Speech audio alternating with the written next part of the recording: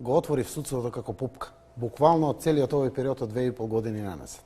Оваа често повторувана изјава на екс-премиерот Зоран Заев влеваше надеж дека владата на СДСМ во својот мандат ќе се залага за реформи во правосудниот систем и судови кои ќе бидат независни од политиката. И јас верувам дека независноста на судството може да ја постигнеме сите заедно, но дел од постигањето на независноста е токму таа транспарентност, мониторингот од страна на граѓаните.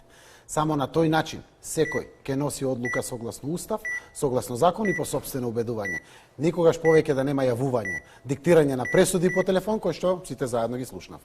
Заев често пати говореше за силна, независна и професионална судска власт, која нема да подклекнува под каков било притисок на владата. Судството мора да биде ослободено од стегите на политиката, вети тој на настан организиран од Сдруженијето на судии.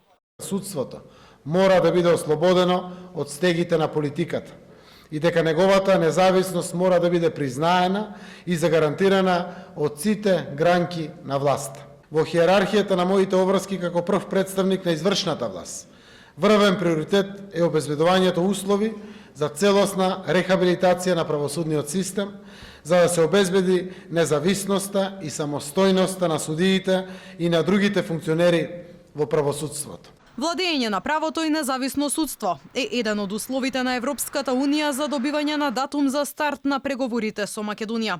Пред 4 месеци, кога гостин во земјава беше тогашниот председател на Европскиот совет Доналд Туск, токму Заев порача, оти рекет бил силен тест за судството и за успехот на постигнатите правосудни реформи. Случајот рекет е силен тест за судството и за успех на реформите.